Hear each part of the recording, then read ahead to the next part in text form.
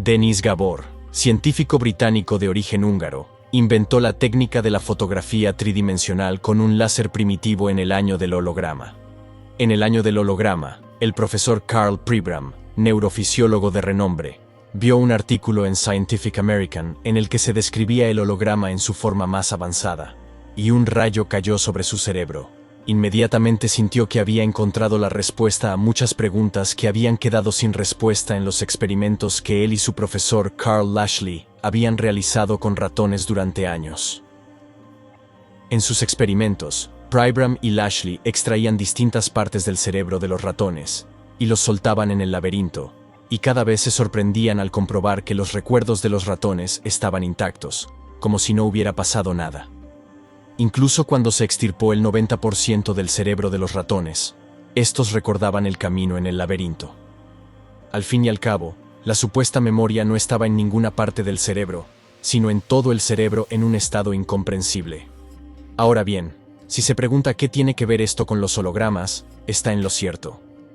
En la técnica del holograma, la imagen se obtiene haciendo brillar espejos, y normalmente láseres sobre el objeto principal.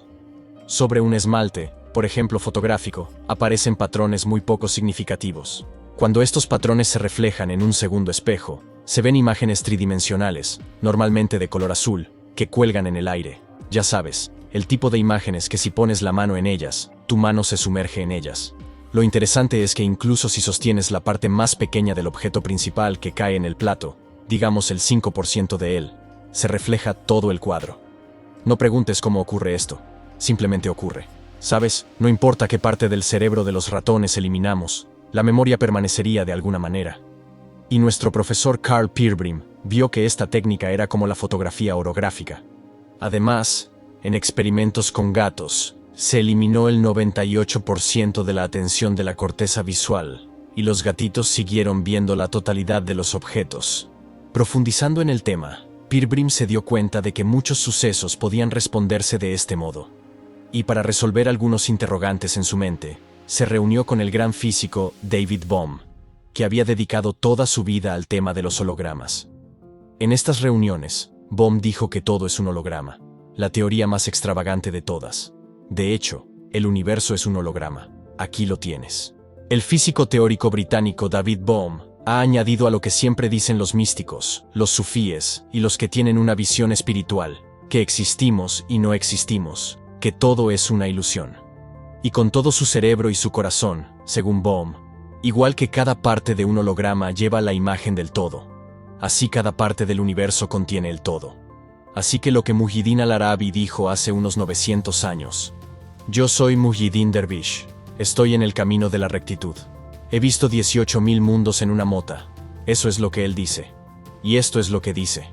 Podemos encontrar el planeta Marte en el dedo meñique de nuestra mano si sabemos cómo alcanzarlo. Ahora, agárrate fuerte. Si todo en el universo existe colectivamente y sin sentido del tiempo, entrando en la frecuencia requerida, podemos ser testigos del momento en que Cleopatra y César se conocieron por primera vez, o de los minutos en que Mussolini fue ahorcado.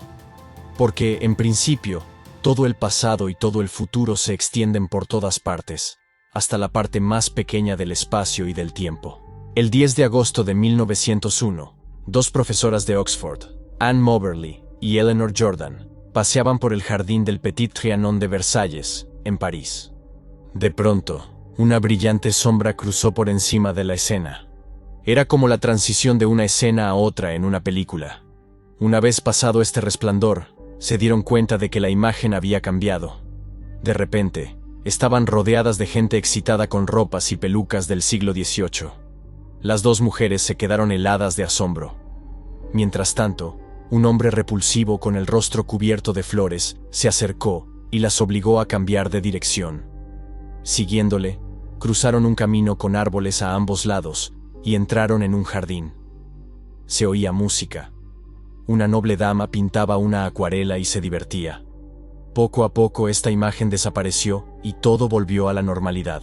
El cambio fue tan espectacular que las mujeres se dieron la vuelta y vieron que el camino arbolado por el que acababan de caminar estaba ahora cortado por un viejo muro de piedra. A su regreso a Inglaterra, rebuscaron en los registros históricos y llegaron a la conclusión de que habían regresado al día en que toda la región había sido saqueada y los centinelas suizos masacrados. Esa fue la explicación de los excitados habitantes del jardín. Y la mujer del jardín no era otra que María Antonieta. Como ven, en este caso el lugar es el mismo, pero hay un cambio de época.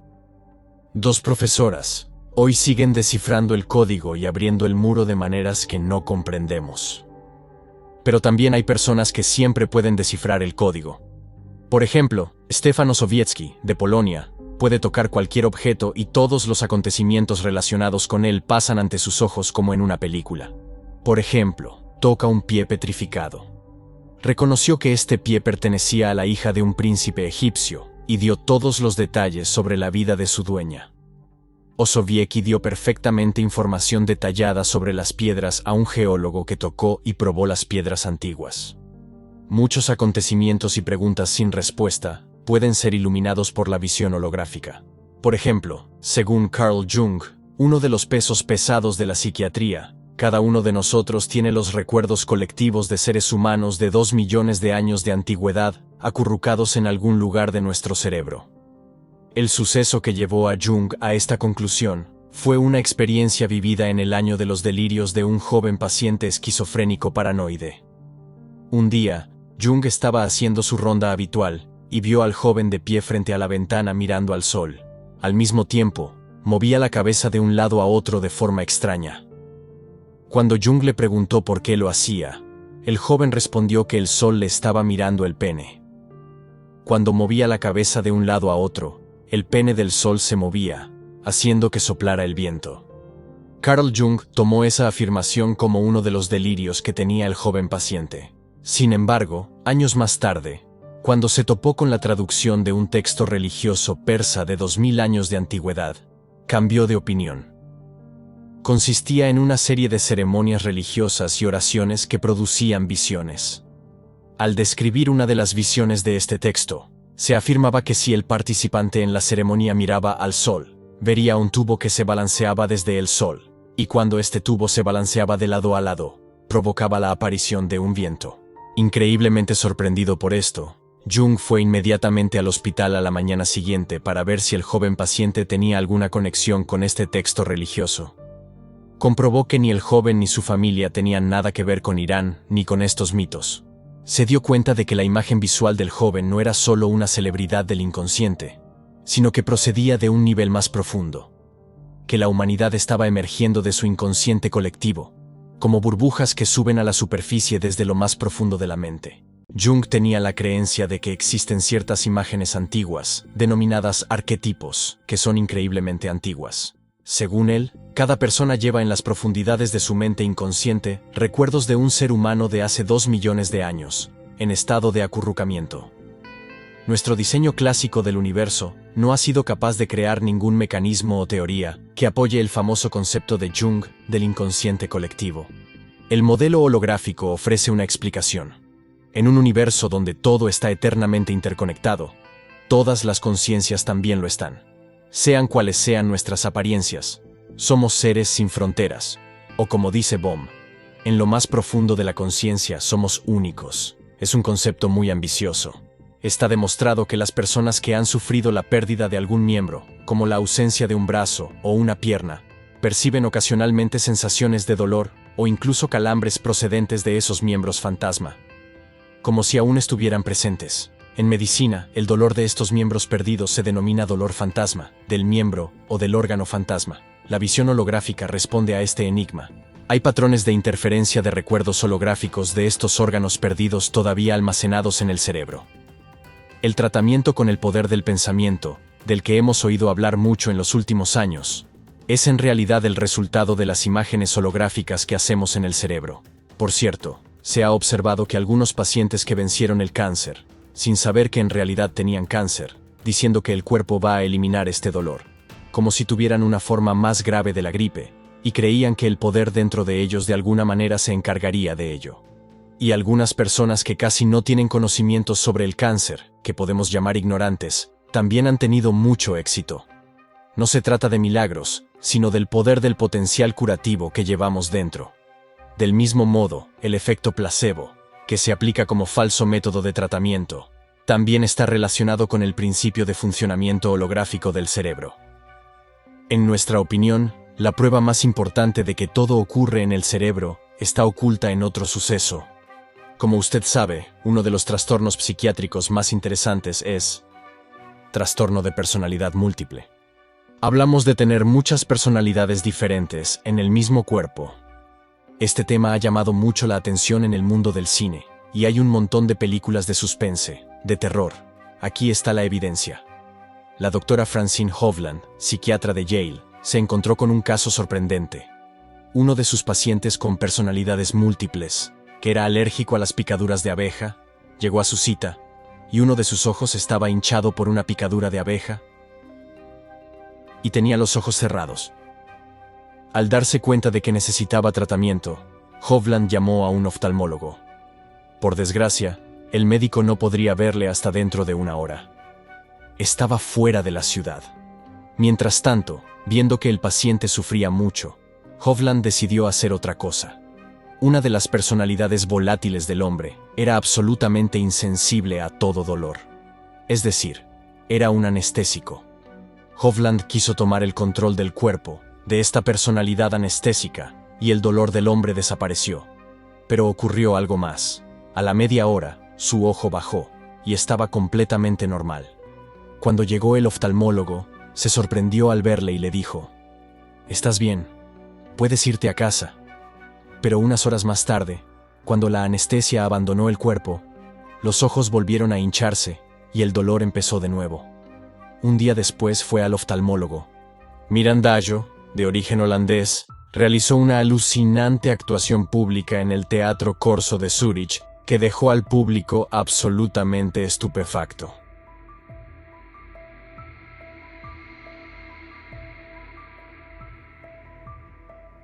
A la vista de todos, el asistente le clavó audazmente una espada de esgrima directamente en el torso, perforándole órganos cruciales.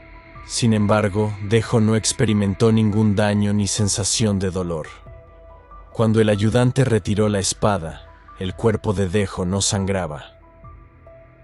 Solo quedaba una tenue línea roja donde la espada había entrado y salido, lo que indicaba la mínima herida infligida.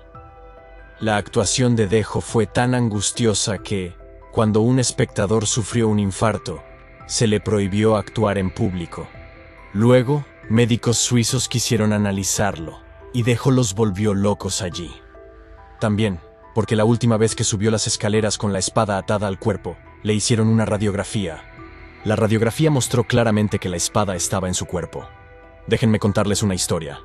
Cuando trabajaba como guía turístico profesional en mayo del año, estábamos visitando la antigua ciudad de Perche con mi grupo de turistas franceses. Allí detallé los restos del ágora, destacando sus estructuras de piedra que habían caído en ruinas. Cuando terminé y me dirigía al café, un hombre mayor de mi grupo francés me dijo: «No es lo que dices, ágora», me dijo. Me sobresalté y le pregunté: «¿Cómo?», me dijo. «Allí vi esclavos llorando. De hecho», añadí, «vendían esclavos, no frutas y verduras». «¿Cómo lo has visto?». «Toqué los pilares y todo volvió a mí», dijo. No me importó. Era un joven de 26 años que solo creía en lo que veía. «Esa gente siempre me encuentra», me dije. Tuve que esperar otros 15 años para darme cuenta de que las piedras también estaban locas. Algunos científicos sostienen que las piedras tienen la capacidad de grabar sonidos, y están buscando diversos mecanismos para descodificar estas grabaciones. Recuerde que incluso Eunice Emery se sorprendió al ver algo más hacia el final de su vida. En la famosa historia, el viejo Eunice estaba viajando por las montañas. Oye una voz que dice: «Eunice, Eunice», y cuando mira a su alrededor, no ve nada. Cuando vuelve a oír la misma voz, se da cuenta de que viene de una flor, y se queda helado. Y le pregunta a la flor amarilla: «¿Eres tú la que habla?». Cuando la flor responde que sí, Eunice pregunta: «¿Cuándo empezasteis a hablar?». La flor responde: «Siempre hablamos, pero es la primera vez que lo oyes». Entonces empieza la conversación y pregunta: ¿tienes madre y padre? Si ignoramos todo porque no podemos oír ni ver, sin saberlo construimos un pequeño universo inconsciente de sus límites. Tomemos nota para los curiosos. Una de las catedráticas turcas de honor, Shafika Karagula, que hizo toda su carrera en el extranjero. Afirmó que algunos médicos veían claramente el aura de las personas con un informe de 3.000 páginas. Estos médicos declararon que cuando veían al paciente, se daban cuenta del trastorno en el cuerpo antes de las pruebas, pero lo ocultaban porque perjudicaría sus carreras. Como resultado, aunque la tesis del universo holográfico se presenta ante nosotros con pruebas muy sólidas, todavía no es segura. En la actualidad, numerosos científicos de renombre, como Michio Kaku, apoyan y defienden activamente esta hipótesis. Esperemos y seamos testigos de los próximos avances tecnológicos que darán forma a nuestro futuro. Este vídeo incorpora el libro de Michael Talbot, El universo holográfico, como fuente esencial de información, contribuyendo en gran medida a su contenido. Adiós por ahora, y esperamos veros en un futuro vídeo.